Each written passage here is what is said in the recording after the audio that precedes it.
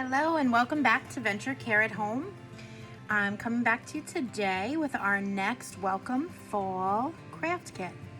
So this is going to be our basket of apples, and what you have in your craft kit is some plates that are cut into the shape of baskets, and you'll see they have some holes in it. I'll show you what those are for. We have our super cute apples, little smiley apples, and then you have some yarn in your package. It could be dark brown or light brown. Everybody could just pick which one they want to use. I'm using light brown for this one, but it doesn't matter.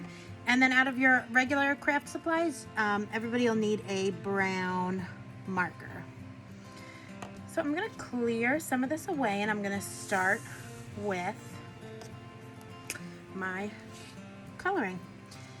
So we're just going to color our entire plate, okay? And we want to color what is the top part of the plate that you would usually eat on. That's what we're going to color here.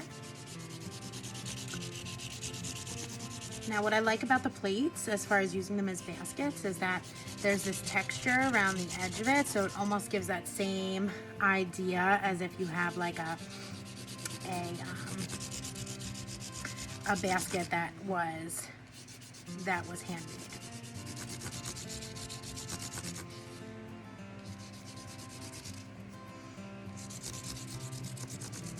And this does not have to be perfect, right? When you have a basket that's been woven, there's holes, parts that you can see through where the wood splits.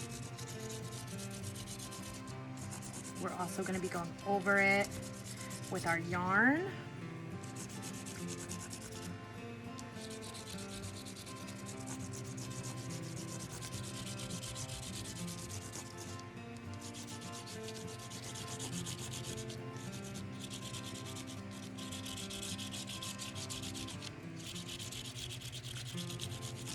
Once I have the whole part colored around, I'm just going to finish up by coloring this part in.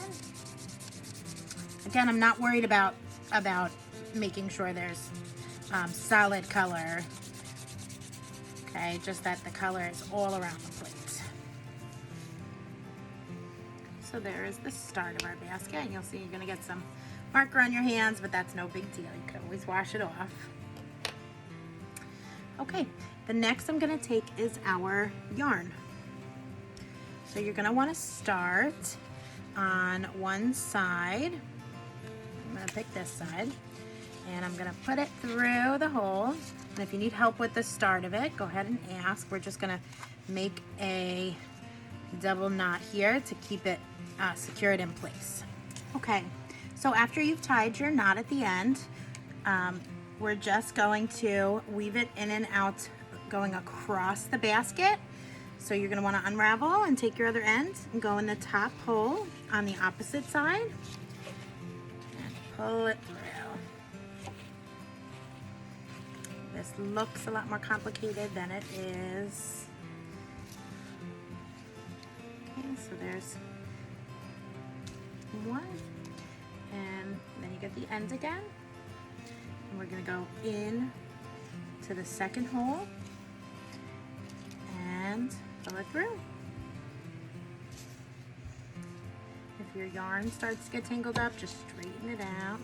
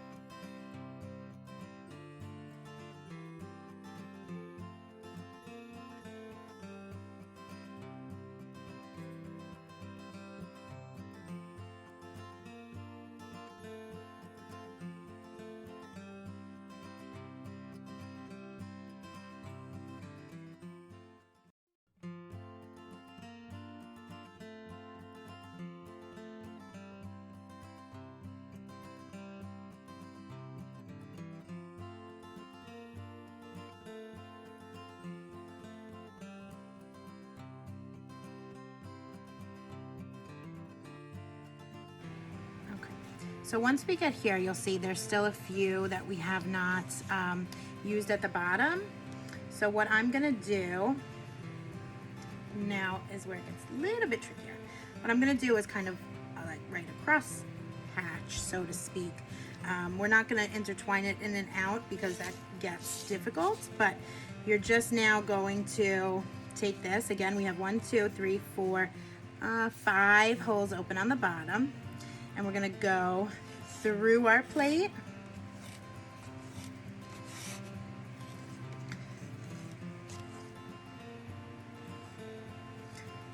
Here, and take the ends.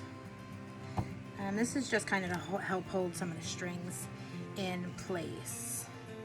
Right. And up. If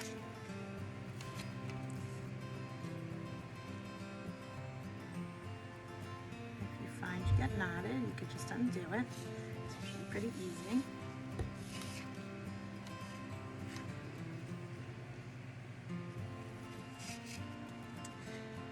I'm doing this to hold these in place here, and then I'm gonna go back over to, we need the middle open, so I'm not gonna do the other ones, but I'm gonna go back to the farthest one here,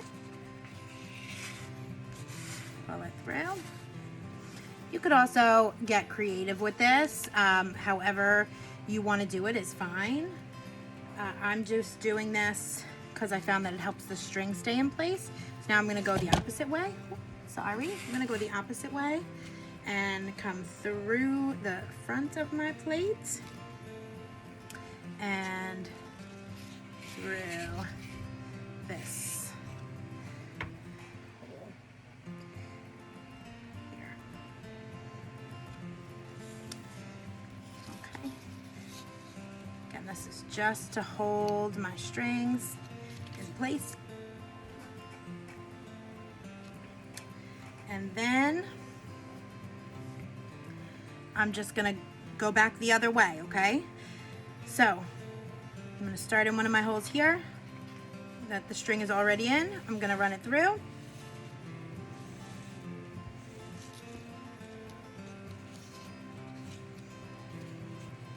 And then I'm gonna go back. This does not have to be exact. If you skip every other hole, it doesn't have to line up exactly across. You just want to have the back and forth pattern. Okay. So now what I'm doing a little differently is I'm going into the front of the plate, but again, this is not set in stone. You do this however you want to. The idea is just to make sure we're going back and forth and using all of our yarn to create our basket look.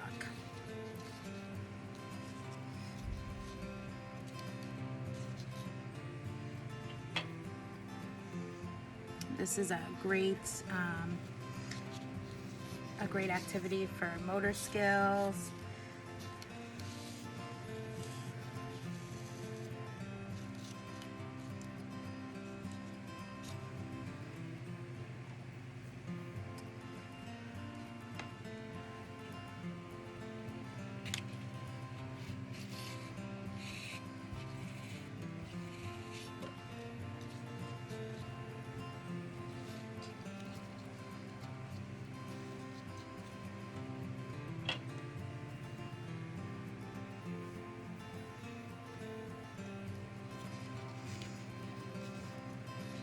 If the end of your yarn starts to get frayed and it's becoming more difficult to string it, you could always just trim the end with a scissor. See, this starts to get, you could spin it or you could trim the ends.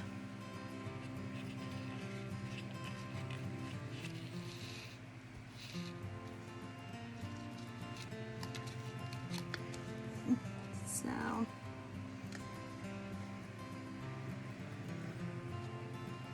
just about done here.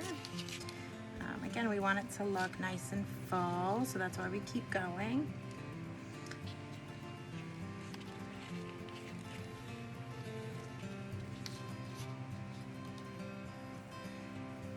And it's good to have all these kind kind of layers in our baskets. You'll see why when we need to fill our basket with our yummy, delicious apples.